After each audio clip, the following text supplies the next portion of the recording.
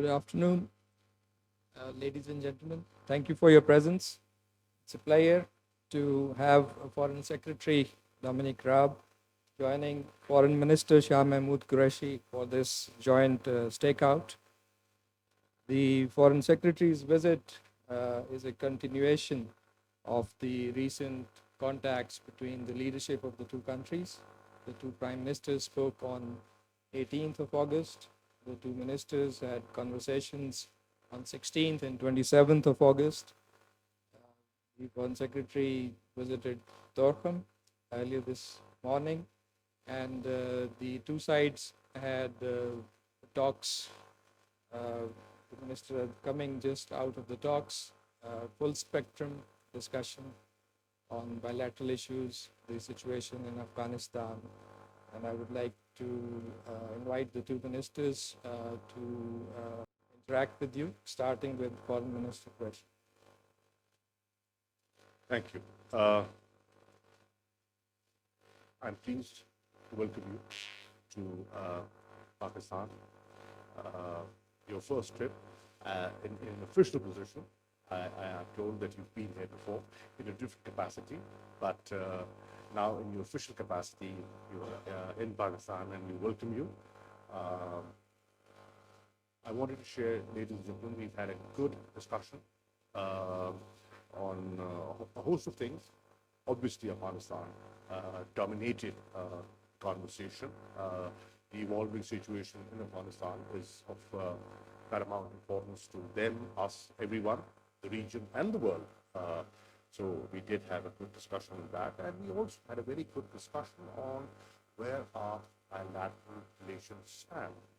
And I'm happy to share that they're strong, they're valued on both sides, and we have fortunately now developed a platform called the ESD platform, Enhanced Strategic Dialogue Platform, for further engagement and to have frank, candid discussions so that there are tangible outcomes from those discussions. I've invited Foreign Secretary that the next meeting, the next review of that ESD should take place as soon as possible. We have to host it in Islamabad, and we will be happy to host you in Islamabad for that dialogue. And the idea is that through this dialogue, we upgrade our relationship to a different level, to a higher level. That is my desire. On Afghanistan, I shared my assessment with the Foreign Secretary of the evolving situation. Things are evolving. Nothing's certain yet, but they're evolving. And we are both hoping that they evolve in the right direction, the direction of peace and stability. You want that, I want that, the region wants that, the world wants that. And so we are in this partnership for peace. I also shared what, in our view, should be the way forward. And I am happy to share that there's a convergence on the steps that need to be taken in the days ahead. We also had a discussion, and I pointed out the steps taken by the government of Pakistan, the tremendous progress made by Pakistan on the issue of FATF. Pakistan is very keen to get out of the grey list, and we have taken steps, legislative steps, administrative steps, and concrete steps that are being today recognized by the world. I have urged the Foreign Secretary to be supportive of Pakistan for the steps that we have on that score. Red list, obviously, is an issue that has been discussed in Pakistan. I did touch on that subject, on how people feel about it and what needs to be done to get Pakistan off the red list into the amber list. And I'm happy that there is a meeting at the technical level that has been arranged on Monday. Dr. Faisal Sultan will be representing Pakistan and putting forward Pakistan's point of view. And I've also suggested a number of steps that can be taken, that make both sides comfortable on how to deal and how to overcome this challenge and how to get Pakistan into the amber list. On the whole, it was a frank, candid discussion, and thank you for coming. Thank you very much.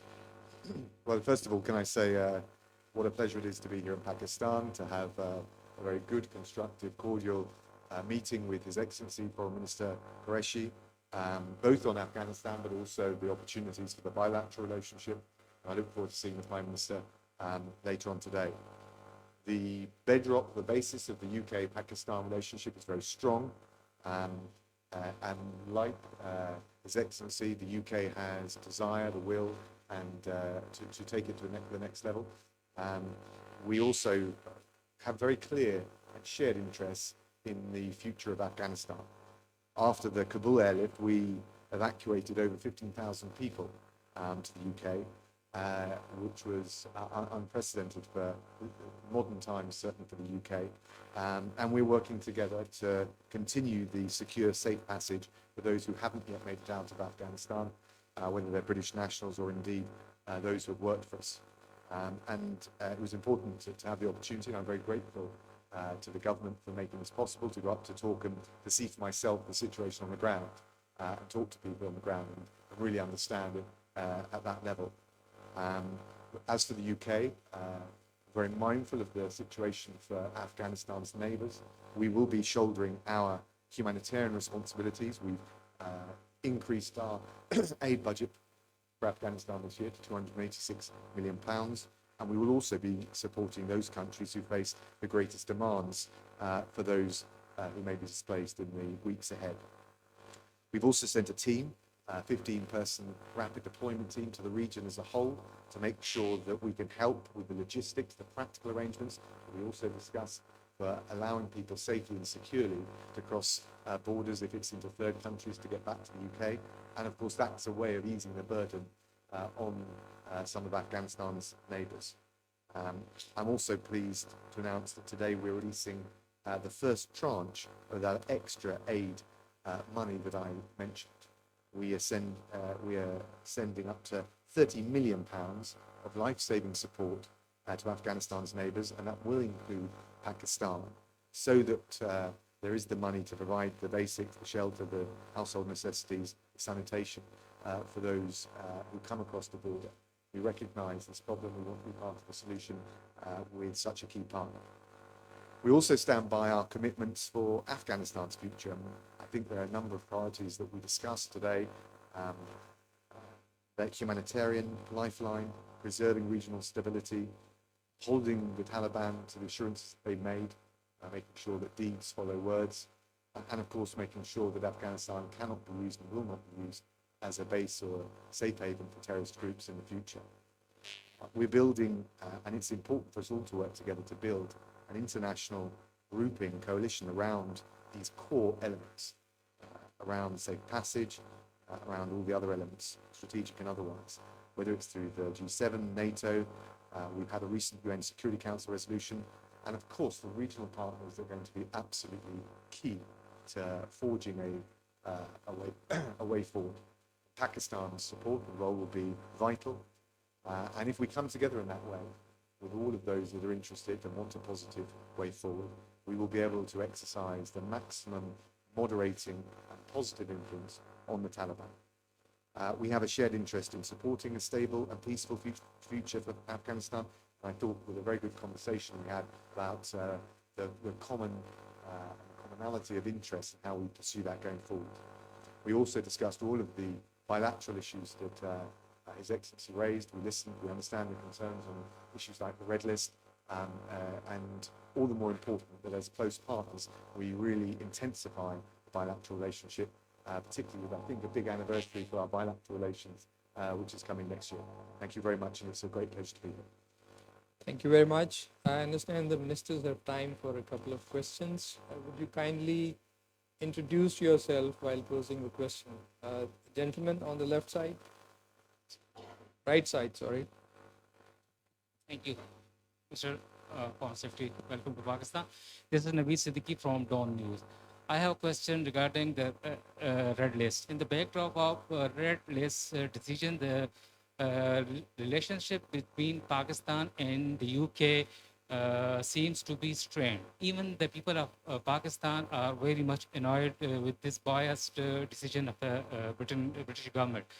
How can how can the ties between the two friendly countries can be improved? Thank you.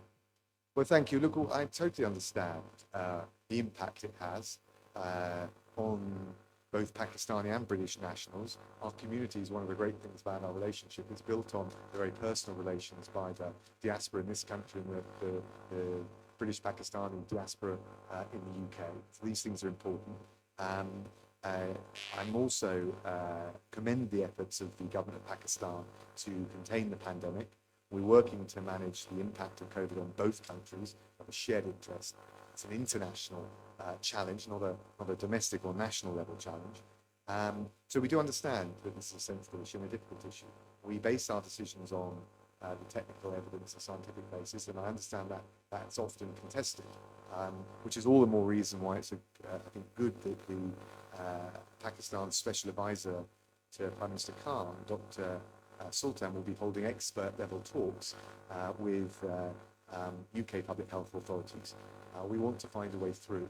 No one wants Pakistan off the red list more than I do, but we take these decisions at a technical level, and I think the smart thing for us to do is work together to enable that to happen as soon as safely and responsibly can be done. Thank you. There's a request from the center, the lady in the middle. Hello, Nicola Kareem from the BBC.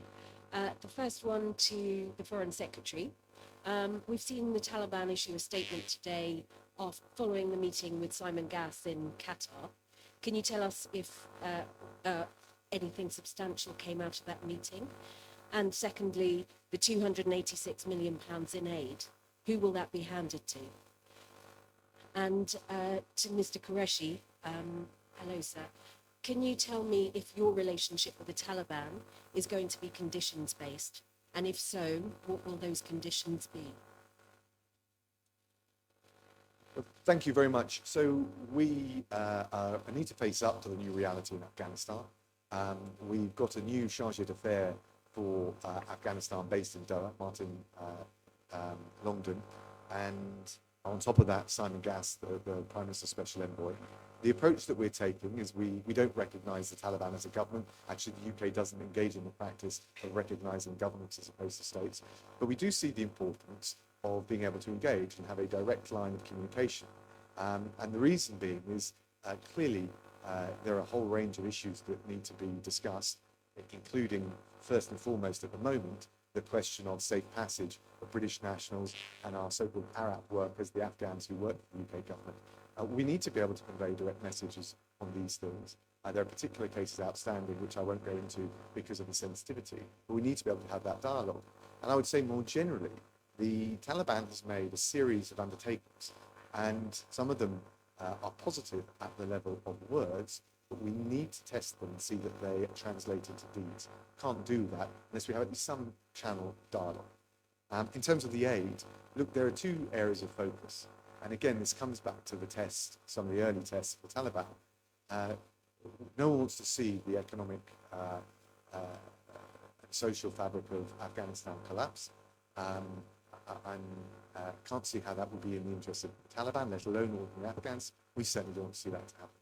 So we would be willing not to fund aid by the Taliban, but through the humanitarian organizations that operate inside Afghanistan. For that to happen, there needs to be a safe and secure environment. So again, that's an early test for the Taliban. But we're willing to make sure that we do our bit with the international community to fund the humanitarian agencies, the lifeline for ordinary Afghans. But there needs to be a safe and permissive environment for that. We also, as I mentioned, will support those regional partners, particularly like Pakistan, who I can imagine is very concerned about the risk of numbers coming across the border. We'll want to make sure we can support those partners in the region deal with that. And I think that's the holistic approach, the strategic approach we're taking. Responding to your question, ma'am, you said, will our relations be condition-based, right? Well, when we determine conditions, we have to determine choices available. You know, some have the choice of getting up and leaving. We don't have that choice. We are neighbors. We have to coexist. Geography ties us together. So our approach has to be somewhat different, realistic. As the Foreign Secretary said, there's a new reality that's come about. And what we have said, we have been, while the negotiations were on in Doha, and we facilitated the peace process, it couldn't come to a conclusion, there's a stalemate. But what we said was, we have no favorites. Now, we've learned over the years that Afghanistan is a country which comprises of different ethnic groups. Taliban represents one, and a prominent one, but the others. And that is why we have said it is in your interest, as neighbors and friends and well-wishers, to adopt an inclusive approach. When we are dealing with Afghanistan, please do not forget that there are certain compulsions that we have to deal with that perhaps you don't have to. For example, there are daily crossings of about 20 to 25,000 people in normal times. That's a huge number. Can we block them? No, we can't. Can we regulate them? Yes, we should. Are there risks? Yes, there are. There are organizations over there that are not friendly to you, us, or anyone. So we have to guard against that as well. Bulk of their trade goes through Pakistan. Do we keep our borders open? Can we close them? And if we do close them, are we contributing to a humanitarian crisis over there? Right? And if we have to trade with them, then who do we talk to? Anyone who's in charge. Engaging with that authority is a compulsion that we have to deal with. So, recognizing these challenges, Pakistan has said, it's for Afghans to decide about the future. We will engage with a government that has the backing of the people of Afghanistan. Our focus is on the people of Afghanistan. We want to help the people of Afghanistan because we feel they have suffered. They've suffered for decades. And we honestly feel that there is an opportunity. After 40 years, there is a real opportunity for peace. So if there's anyone who is advocating peace and stability, in Taliban is a friend, and we will work with that reality. We are waiting to see what happens in the next few days, like you, with eyes and ears open. Question from the gentleman here. Thank you. This is Zulkarnain from ARY News. Mr. Secretary, do you believe that the speedy takeover of Afghanistan by the Taliban, it's indicate intelligence failure? Thank you. Look, the takeover, I think it's fair to say, was faster than anyone had anticipated, not just United Kingdom or NATO allies, but I was talking with our friends here, and I suspect the Taliban and ordinary Afghans were taken by surprise. We can look at all the different factors that relate to it, but I think there was a common, widespread surprise at the speed with which the consolidation of power happened. We have a question from the lady in the middle, in the pink.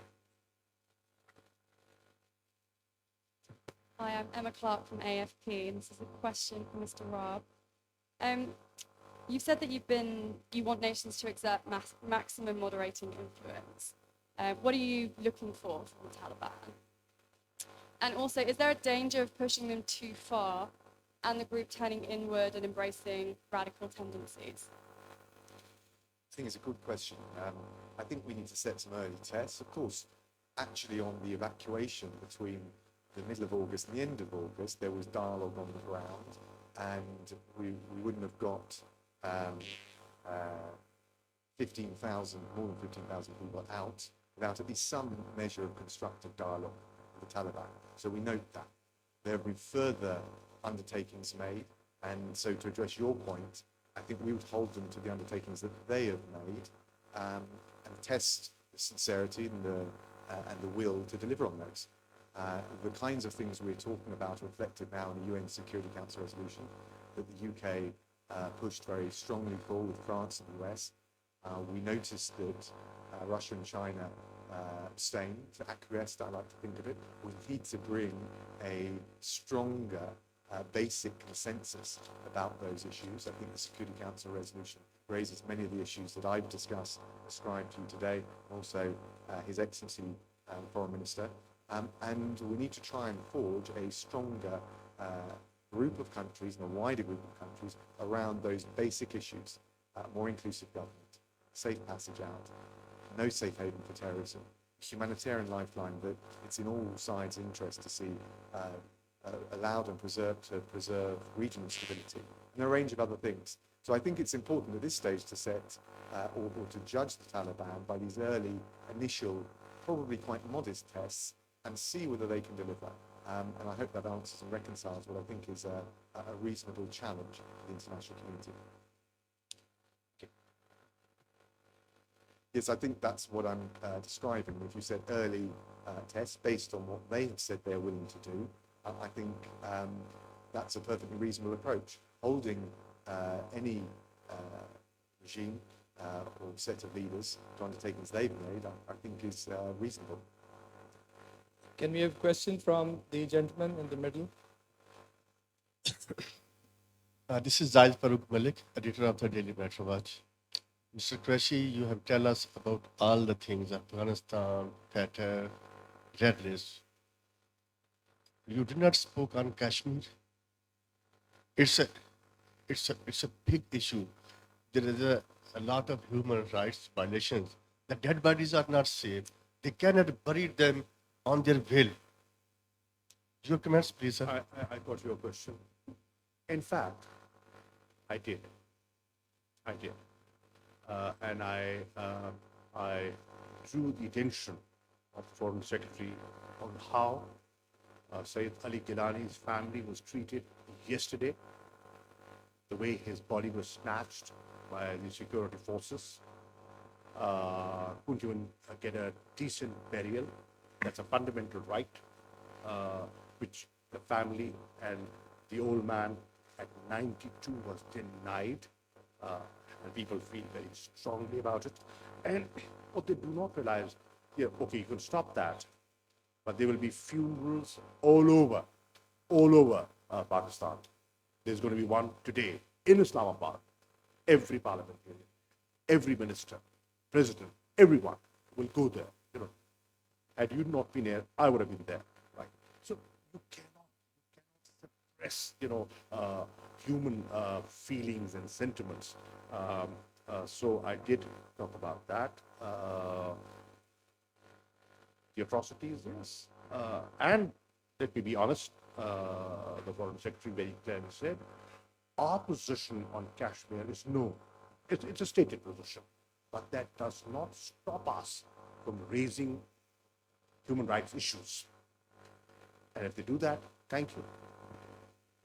Well, you'll know the long-standing position of the UK is that it is for India and Pakistan to find a lasting political resolution to the situation in Kashmir, which we certainly want to see. It's got to take into account the wishes of the Kashmiri people.